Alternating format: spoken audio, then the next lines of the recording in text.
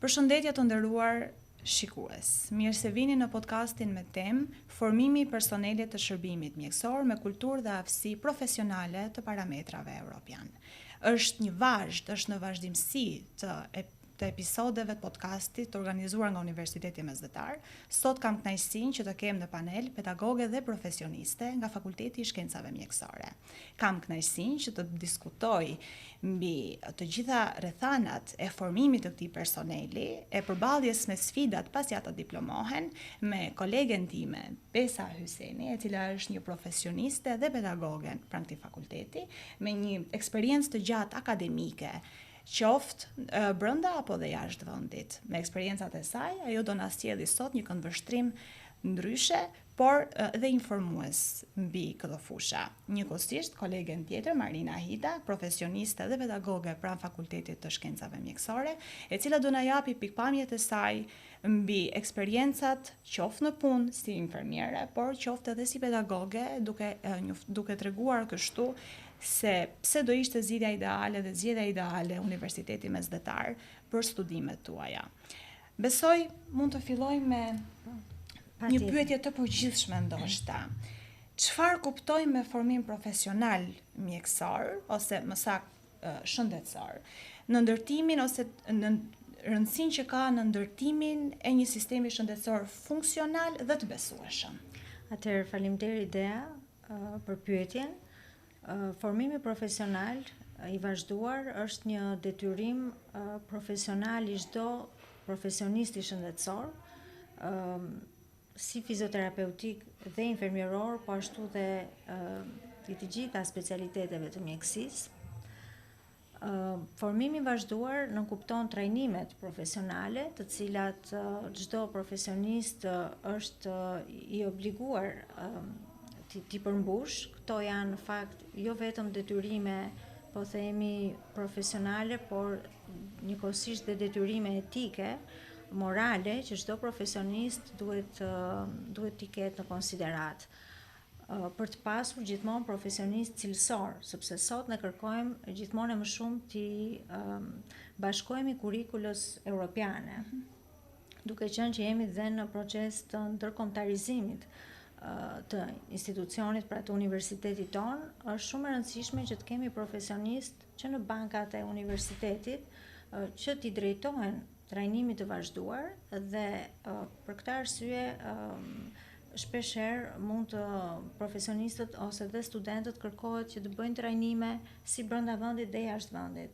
Në fakt, për sa i përket fizioterapisë, të cilën unë drejtoj, ka pasur disa trajnime profesionale në kohë nga pedagog ose dhe profesionist italian kryesisht në kohë, të cilat janë ndjekur nga fizioterapistët, por duke qenë që nuk ka një urdhër profesional specifik të fizioterapistit, ai sot në fakt është i përfshirë në urdhrin e infermierit. Kjo, si thua, nuk e mundson që këta profesionistë t'i drejtohen trajnimit të vazhduar kohë pas kohe, sepse për shkak të arsyeve të ndryshme që mund të kenë qenë, për shembull, kostot e trajnimeve ose në shumë raste vetë qendrat profesionale, qendrat klinike nuk ja mundsojnë profesionistit këto kundrejt pra një pagese, po themi, pra nuk ja mundsojnë falas, duhet të them, këto trajnime. Kjo ka bërë të mundur që të kemi gjithmonë profesionistë të cilët nuk po adresohen më drejt këtyre trajnimeve të vazhduara, dhe kjo krijon natyrisht një ulje në cilësinë e profesionistëve. Ndikon kjo dhe në uljen e besueshmërisë? Patjetër kjo ndikon dhe në besueshmëri, sepse që në, po themi një shembull, pacienti drejtohet një klinike të fizioterapisë dhe gjëja e parë që duhet të shohë janë diplomat dhe trajnimet profesionale për të krijuar një besueshmëri tek profesionisti. Dhe ndodh shpeshherë që duhet të thënë, domethënë kjo nuk është çudi, domethënë që ne e dim që ka profesionistë, ta ashtu quajtur profesionistë nuk janë abuziv, të cilët mund të kenë trajnime ose kurse profesionale dhe nuk janë fizioterapistë. Dhe ky mbetet një, si thua, një obligim nga ana e pacientit që t'i kontrollojë këto si thua profesionistë të cilët nuk janë në fakt janë abuziv, duke parë dhe trajnimet që ata kanë. Por trajnimet, siç e thash, janë të detyrueshme sepse jo vetëm kurrikula, po themi akademike ose profesionale është e rëndësishme, por dhe pjesa praktike. Dhe praktikat është e vështirë që të realizohen në vendin tonë, ka pak kurse momentalisht. Për fizioterapinë të paktën flas, ndërkohë që kurset zakonisht ata që janë profesionistë cilësor, pra, janë ata që i drejtohen trajnimeve jashtë vendit, kryesisht në Itali, por dhe në shtete të tjera, ose dikush mund t'i ketë realizuar dhe online, por fizioterapia është një deg që ka nevojë për një trajnim të vazhduar fizik. Pra që të prekim pacientin dhe jo po të jetë, po themi, online nuk është e njëjta cilësi dhe nuk krijon besueshmëri tek pacienti në këtë rast. E qartë. Pra, në konkluzion të kësaj përgjigje, ne arrim të kuptojmë që në fakt ndikimi i këtij edukimi të vazhdueshëm në cilësinë e shërbimit është goxha madhore. Është decisiv sepse thash dhe më parë që ne duhet të kemi sot profesionistë të cilët të kenë një kurrikul që i bashkohet kurrikulës europiane dhe kurrikula nuk janë vetëm lëndët që ata bëjnë gjatë bachelorit apo masterit apo doktoraturës, por njëkohësisht edhe orët praktike. Në shumë raste, për shembull, është vënë re që nga bashkëpunimet që kemi pasur edhe me universitetet të tjera, janë vënë re që orët e praktikës, për shembull, nuk kanë qenë, po themi, të përputhshme, sepse duhet të thënë që dhe jashtë, të paktën në Itali, po dhe në vende të tjera, brenda Italisë, për shembull, kurrikula e fizioterapisë nuk është homogjene. Pra ka ndryshime të kurrikulës nga qyteti në qytet dhe jo më pastaj nga shteti në shtet. Kështu që profesionistët e mirë duhet të jenë profesionistë që të jenë të ngjashëm me profesionistët e huaj, që kanë standard europian, duke qenë që sot ne jetojmë në një botë të globalizuar. Pra, të ndërkombëtarizuar, kemi turistë, po jo vetëm turistë, kemi të huaj që jetojnë në Shqipëri. Dhe natyrisht pastaj ata bëjnë krahasimet me shërbimin e fizioterapisë në krahasim me shërbime të tjera që janë ndoshta dhe më cilësore, por e rëndësishme është që të ndërgjegjësohen profesionistët që duhet marrin, ndonse ende nuk e kemi urdhrin e fizioterapisë dhe shoqata në fakt e fizioterapisë Shqipërisë po punon shumë për në këtë drejtim, për të pasur një urdhër, ashtu si gjithë profesionet e tjera, në fakt urdhri i fizioterapistit ekziston edhe në vende të tjera, është i veçantë. Kjo do të lehtësonte edhe edukimin e vazhduar ose formimin profesional, sepse do të bëjë detyrim ligjor, jo vetëm moral apo profesional për fizioterapistin. Për ta konkretizuar tani, Marina, si është aktualisht i strukturuar arsimi për profesionet mjekësore në Shqipëri dhe sa jemi ne të harmonizuar me kornizat evropiane? Ja kemi arritur? Atëherë, dua ta nis duke bërë një lloj krahasimi ose më saktë një lloj historiku se si ka evoluar pjesa e profesioneve mjekësore, duke përfshirë këtu infermierinë e përgjithshme, fizioterapinë, si dhe teknik laboratori, teknik imazherie. Këto janë profesione të cilat në startin e tyre, le të themi, pas viteve të komunizmit ose pas 90-s deri në vitet 2000, le të themi, kanë qenë në kuadrin e kurseve një vjeçare ose dy vjeçare, pra kurse profesionale më shumë, të cilat deri diku orientoheshin më shumë drejt formimit praktik. Dhe ky ishte një lloj formimi i kufizuar deri diku, pasi nuk i lejon te këta profesionistë të zgjeroheshin, të informoheshin, të bënin kërkim shkencor, të bëheshin pjesë e researcheve, ashtu sikurse ky lloj formimi ndiqej në vendet e tjera, le të themi në vendet e Europës. Pas viteve 2000 u bë një lloj ndryshimi për sa i përket proceseve dhe mënyrës se si u organizua formimi i këtyre profesioneve, pasi kaluan në atë njohjen e procesit të Bolonjës, pra në sistemin bachelor 3 vjeçar dhe duke integruar më pas edhe sistemin e masterit 2 vjeçar ose 1 vjeçar në rastin e masterave profesional. Ky lloj ndryshimi, le të themi, u bë si le të themi për të integruar dhe me pjesën tjetër të konventave apo dhe të vendeve europiane, të cilat na mundësuan që të ecim paralelisht me këto vende. Kalimi nga kurset profesionale, le të themi, në sistemet e integruara 3 vjeçare, normalisht që pati një lloj përmirësimi të ndjeshëm në mënyrën se si këta profesionistë, infermier, fizioterapist, teknik, arritën të integroheshin në formimin e tyre. Për shkak se ky formim tashmë nuk ishte thjesht një formim praktik, pra të vendosërit një vigon apo të bërit injeksioneve, ashtu sikurse ndoshta edhe momentalisht mund të njihen rëndom pjesa e infermierëve. Momentin që akoma nuk e dinë se sa në fakt sa rëndësishme është puna e infermierit. Prandaj është shumë e rëndësishme edhe pjesa e informimit për sa i përket formimit profesional të profesionistëve mjekësor, pasi nuk shkon deri tek pjesa praktike. Prandaj dhe integrimi në sistemet 3 vjeçare dhe në research dhe në kërkime shkencore na mundsoi që profesionistët të formoheshin edhe nga ana teorike, pra nga ana e njohurive teorike, duke u adaptuar, duke u përditësuar me metodat e reja shkencore, normalisht me metodat tradicionale, por edhe me metodat e reja shkencore të cilat janë indoktrinuar, le të themi, edhe në sistemet arsimore të larta universitare në Europë, ashtu dhe në SBA.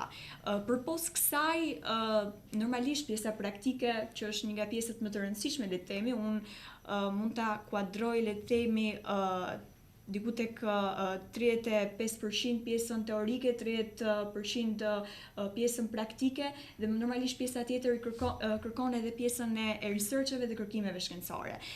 Pasi mendoj, dhe normalisht është diçka që praktikohet tashmë në gjithë universitetet shqiptare, është që formimi nuk duhet shkoj thjesht tek formimi teorik dhe formimi praktik, por edhe tek pjesa e kërkimeve të vazhdueshme. Pra, infermierët dhe profesionistët e tjerë, fizioterapistë, teknik, kanë nevojë të përditësohen dhe të informohen vazhdimisht lidhur me ndryshimet që ndodhin dhe le të themi inovacionet që ndodhin në fushën mjekësore. Sa rëndësishme është etika mjekësore, duke e lidhur me trajnimet? Sa rëndësishme është etika mjekësore dhe komunikimi me pacientin në ato trajnime profesionale që bëjnë profesionistët e fushave mjekësore? Për mua, personalisht, etika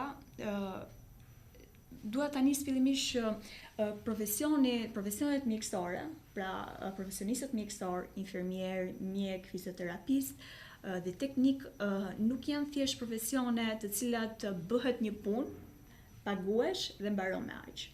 Pasi në fund ne kemi të bëjmë me jetë njerëzore. Dhe momenti që kemi të bëjmë me jetë njerëzore është më shumë një mision humanitar përpara se sa punë. Pra, çdo pacient, çdo person, çdo familjar i cili vjen në një institucion mjekësor vjen për ndihmë dhe duhet trajtohen në mënyrën më humane të mundshme. Dhe normalisht etika është ajo baza, le të themi, që na mëson sjelljet, moralin dhe mënyrën se si duhet trajtohet pacienti dhe familjarët normalisht në momentin kur ballafaqohen, le të themi, në një sistem mjekësor. Ajo çka unë ju them edhe studentëve, ajo çka duhet karakterizoj një profesionist mjekësor është ndjesia humane, është dhe empatia ndaj pacientit. Normalisht në qoftë se ne, le të themi, në një farë forme nuk e vendosim veten në vendin e pacientit, në ndjeshmërinë, në mënyrën se si i përjeton një sëmundje të caktuar, ne nuk kemi se si të japim as trajtimin më të mirë të mundshëm ndaj pacientit. Dhe mendoj që nuk duhet shkoj thjesht tek pjesa e punës dhe vendosja e një vigoni apo tek trajtimi nga ana medicinale e pacientit, por që duhet shkojë edhe tek trajtimi psikologjik dhe trajtimi empatik më i mirë i mundshëm ndaj tij. A është e njëjta situatë edhe në rolin e fizioterapistit, duke pasur parasysh që është një punë goxha e vështirë dhe pacientët mund të jenë për një kohë shumë të gjatë me fizioterapistin? Po, atëherë problemi i etikës është një problem shumë i gjerë në fakt, sidomos në vendin tonë. Në shumë raste që janë bërë dhe publike, ne kemi parë pacientë që janë atakuar me personelin mjekësor, po ashtu me fizioterapistët që kanë dalë dhe në media, dhe kjo tregon që ende figura e profesionistit shëndetësor nuk është ende e mbrojtur. Patjetër që legjislacioni i mbron si figurë, por këtu i kthemi përsëri asaj që tham, formimi i vazhduar, duke pasur profesionist sa më dinjitos, jo vetëm në sensin profesional, por dhe të komunikimit, të etikës, besoj që këto problematika të atakimit me personelin mjekësor apo fizioterapeutik, infermieror, do të reduktohen. Sepse kjo rëndomt në Shqipëri nga që thamë më parë ka shumë abuziv.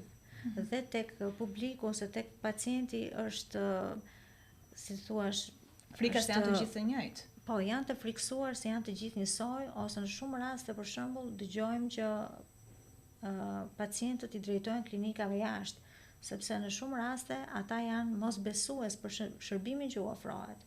Në shumë raste shkojnë ndoshta edhe te një fizioterapist jo shumë cilësor sipas tyre, por që komunikon mirë. Pra, kjo do të thotë që për të pasur profesionist cilësor, duhet natyrisht të kemi dhe profesionist që janë empatik.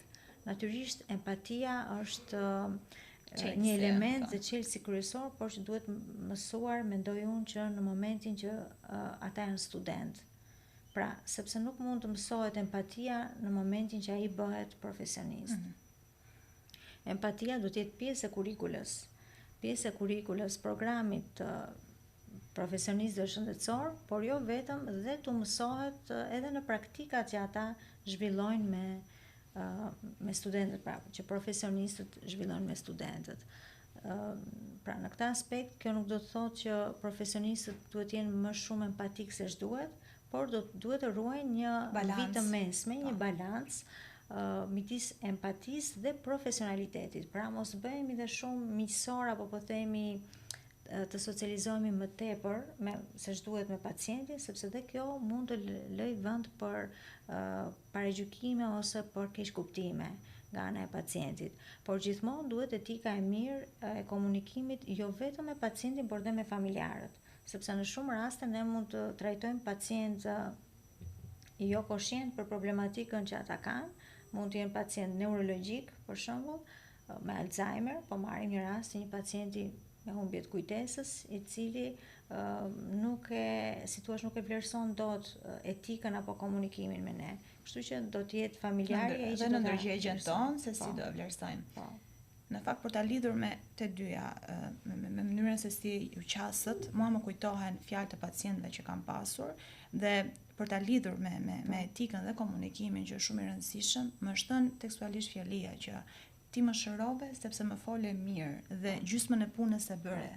Dhe për mua ka qenë kënaqësia më e madhe në momentin që pacienti më jep këtë lloj vlerësimi, dhe unë e di shumë mirë që vazhdimësia do jetë e mirë dhe bashkëpunimi do jetë shumë i mirë me pacientin. Është shumë e vërtetë dhe këtë rast që thua ti e kam hasur dhe unë kur punoja me pacientët në Itali, ka qenë një zonjë që më kujtohet, më ka mbetur në kujtesë, që më thot në një moment kisha shkuar në shumë fizioterapist, por ti nuk e di se çfarë më bëre, më shërove. Dhe unë i them, po të kam bërë të njëjtat gjëra si të tjerët. Jo, thot, nuk e di. Thot, vetë mënyra e qasjes dhe komunikimit më ka shëruar 50%. Dhe kur e thon këtë, është duke sikur e gjithë barra është hequr dhe puna është shumë herë më e lehtë. Sado e vështirë mund të jetë diagnoza apo vazhdimësia me pacientin. Duke e lidhur tani tek, siç edhe përmendi Besa, duke e lidhur me problemet që po haska fizioterapisti, infermieri, mjeku, teknik laboranti, sa e vështirë ose cilat janë sfidat kryesore që has ky profesionist mjekësor i sapo diplomuar në momentin që del në tregun, hidhet në tregun e punës? Cilat janë këto sfida që në fakt ne mund të flasim gjëra gjatë për to, por Le të ndalemi tek kryesorët, ato që dalin në ballën e parë, le të themi, në momentin kur një student diplomohet dhe papritur e gjen veten jo më student, por ama edhe në procesin e punës nuk e gjen veten. Domethënë është në tranzicion dhe i duket sikur është në një autostradë të hapur dhe nuk di se ku të marrë drejtimin dhe është i vetëm. Kjo është shumë e vërtet, normalisht për gjithë profesionet, le të themi për gjithë studentët të cilët mbarojnë një deg të caktuar, ashtu sikurse është po aq e vërtet edhe për profesionistët mjekësor. Për më tepër që është ajo klisheja që shumica e punëdhënësve shqiptar kërkojnë të rinj me 10 vite eksperiencë, domethënë është një lloj klisheje që shumica e thon, por që normalisht që çdo student, le të themi, që përfundon studimet, çdo person i cili ka marrë diplomë të caktuar, duhet ta nisë nga diku. Pra duhet krijoj një marrëdhënie pune të parë nga ku duhet marrë dhe eksperiencën. Dhe për profesionistët mjekësor kjo bëhet e vështirë në momentin kur gjatë viteve të universitetit, gjatë viteve të studimit, kanë hasur vetëm pjesën e njohurive teorike dhe shumë pak pjesën e njohurive praktike. Sepse unë mendoj që pjesa e ndërfutjes ose inkorporimit të praktikave mësimore tek studentët nuk shërben vetëm për të mësuarit, pra vetëm për procesin e të mësuarit. Mendoj që kjo shërben edhe për të krijuar një lloj marrëdhënie me vendet, le të themi, ku zhvillohen praktikat.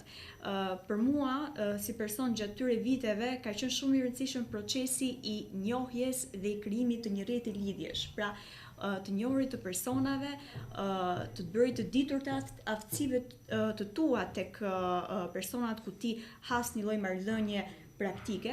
Unë personalisht kam nisur praktikat shumë hershëm gjatë viteve të universitetit dhe pavarësisht vështirësive, le të themi, që haseshin në pjesën e praktikave që përcaktonte shkolla, merja dhe iniciativat mia personale, që do thotë doja me patjetër të aftësohesha, doja me patjetër të njihja procesin e punës, të njihesha me pacientët dhe njoha, le të themi, edhe ata të cilët sot kam akoma marrëdhënie pune dhe zhvilloj akoma kontrata.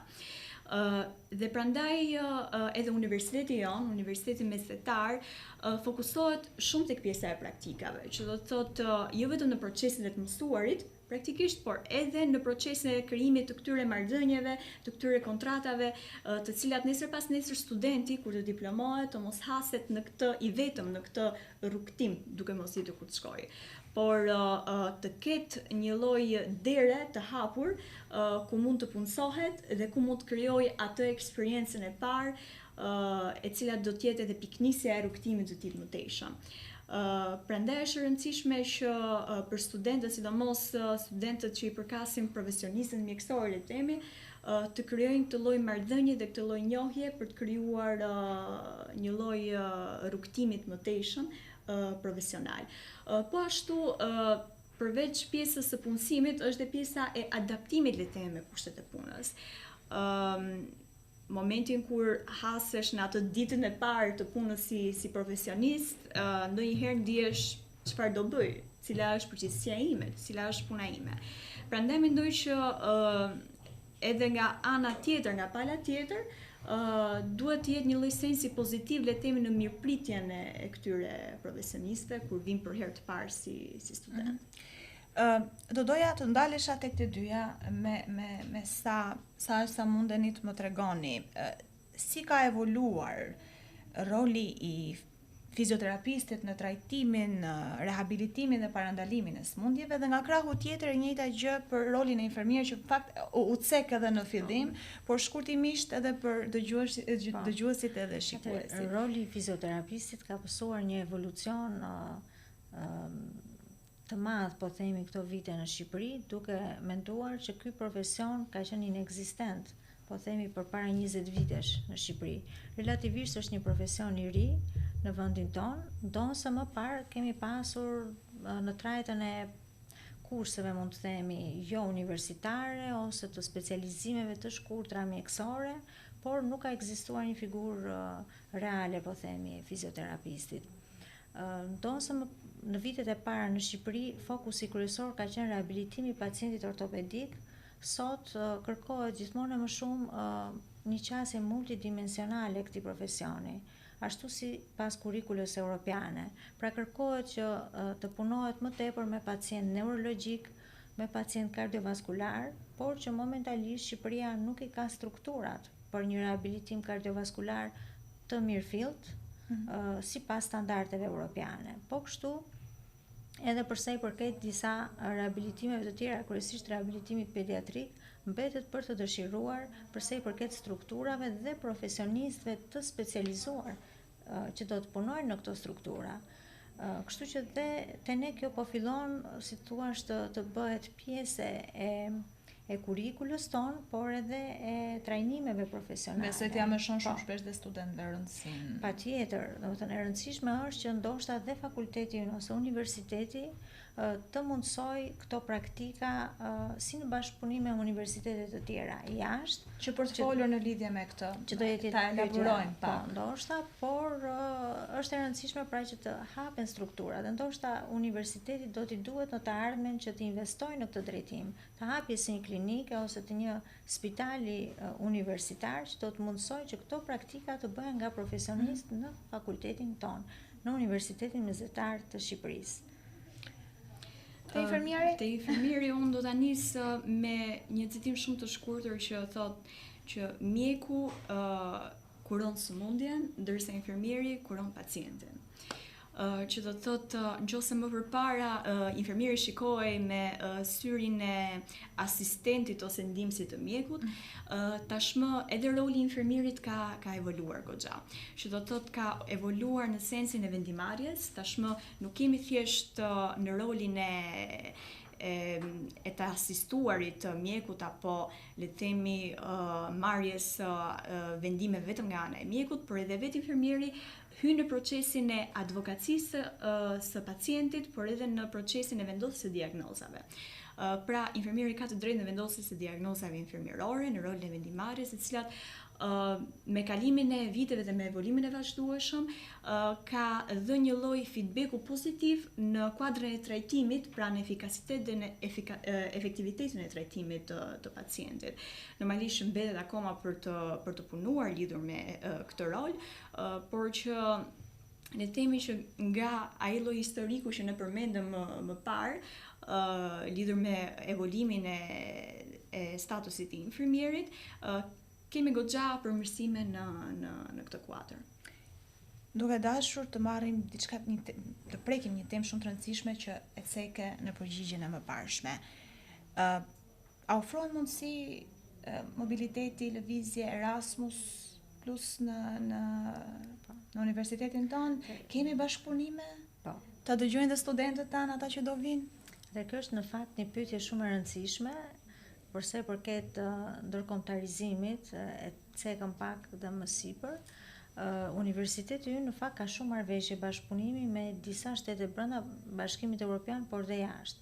Konkretisht për fakultetin tonë, meqense unë jam marrë me këtë procesin e bashkëpunimit ndërinstitucional me institucione universitete jashtë, kemi nënshkruar marrëveshje bashkëpunimi me disa universitete në Poloni, ku konkretisht nga fakulteti ynë do të shkojnë një javë për një vizitë trajnimi, po themi, në një universitet polak, studentët e shkencave mjekësore, të cilët do të shkojnë edhe si një javë, po themi, trajnimi, po dhe orientimi, për të parë si funksionon universiteti atje, fakulteti, të njihen me laboratorët, me kurrikulën, me pedagogët, dhe ndoshta sepse ata duan një nxitje që në një të ardhme shumë të afërt të shkojnë për të bërë një semestër atje ose dhe praktikat të zhvillojnë në këto vende. Gjithashtu në muajin korrik ne presim 2 studentë nga ky universitet, në cilin unë kam qenë dhe vetë në fakt.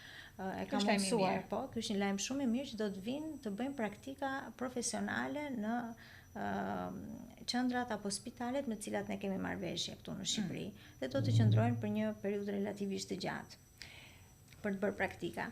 Gjithashtu, nga eksperienca që unë kam pasur në këtë universitet, kjo mundësi e bashkëpunimit nuk është vetëm për studentët, por dhe për stafin pedagogjik, jo vetëm për fakultetin ton, por dhe për fakultetet e tjera.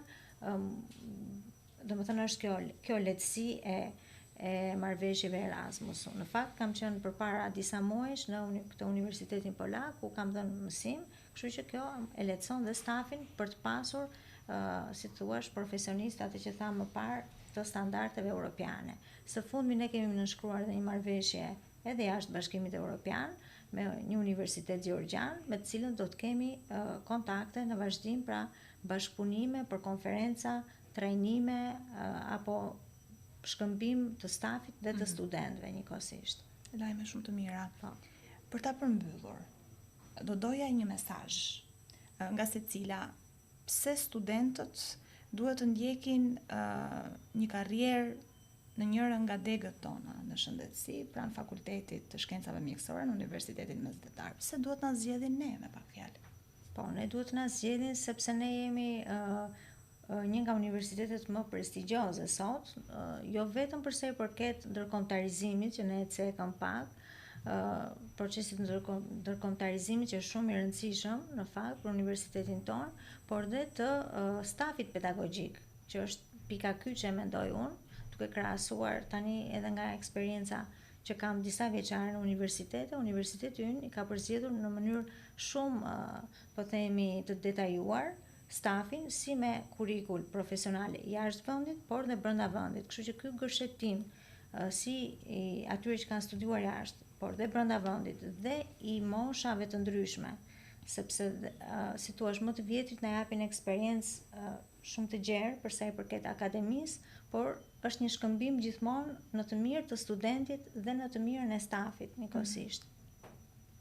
Gjithashtu, siç tham, laboratorët, ndoshta ne nuk i përmendëm shumë, laboratorët e shkencave mjekësore, jemi munduar që t'i kompletojmë sipas kurrikulës europiane dhe gjithmonë ka vend për përmirësim, natyrisht që duhet të shtohen pajisjet në mënyrë që të kemi sa më shumë student të huaj, sepse nuk është çelësi i suksesit të kesh student Erasmus, por të kesh dhe student të huaj që bëjnë një program full time në Universitetin Mesdhetar, që shumë shpejt ne besoj do ta realizojmë edhe këtë proces. Marina? Unë do ta them shumë shkurt pse duhet zgjedhim Universitetin Mesdhetar të Shqipërisë. Pika parë, ne ofrojmë 3 deg, infirmeri të përgjithshme, fizioterapi dhe teknik laboratori. Normalisht po punojmë më tej për të zgjeruar normalisht edhe degët që ofrojmë për shkak të kërkesave dhe numrit të lartë që ka patur edhe për degët e tjera apo jo. Po, absolutisht. Dua të them që Besa preku pak pjesën e Erasmusit, pjesën e bashkëpunimeve ndërkombëtare. Unë dua të ndalem tek atë çfarë ne kemi të prekshme këtu momentalisht. Laboratoret të cilat ne disponojmë janë laboratoret të cilat krahasohen le të themi me ato çfarë hasen le të themi në universitetet jashtë. Paktën nëse flas për pjesën e laboratoreve tek pjesa e infirmierisë, kemi të disponueshme çdo mjet të mundshëm dhe çdo lloj facilitete të mundshëm të cilat ndihmojnë në procesin e të nxënit, pra nga ana praktike. Pasi vetë infirmieria nuk mjafton vetëm pjesa e shpjeguarit me fjalë teorikisht, por duhet që studenti ta prek dhe ta shikojë mënyrën se si funksionon dhe se si bëhet një procedurë praktikisht. Po ashtu dhe pjesa e teknikës laboratori disponohen makineri dhe aparatura të cilat bëjnë të mundur njohje nga afër nga ana e studentit, mënyrën se si kryhet një analizë, mënyrën se si procedohet njohja si nga ana teorike të metodave dhe mënyrave se si kryhet një proces i caktuar, por edhe nga ana praktike. Prandaj unë u them studentëve që në qoftë se duan një lloj përgatitje të mirë dhe të kenë një diplomë të vlefshme, jo vetëm si letër, por edhe nga ana praktike dhe teorike, mendoj që duhet zgjedhin Universitetin Mesdhetar të Shqipërisë. Duke e përmbyllur me të njëjtën fjali, të njëjtën gjë i them dhonë studentëve sa herë që më jepet mundësia, të shfrytëzojnë mundësinë e mirë që kanë që studiojnë pranë Universitetit Mesdhetar dhe të tjerë që do vinë do e kuptojnë. Shpresoj që në të ardhmen të bëhen profesionistë shumë të mirë dhe për herë të japin një kontribut i cili do jetë jo vetëm cilësor, por edhe i besueshëm. Ju falenderoj që na ndoqët. Faleminderit. Bashkë mirëpafshim.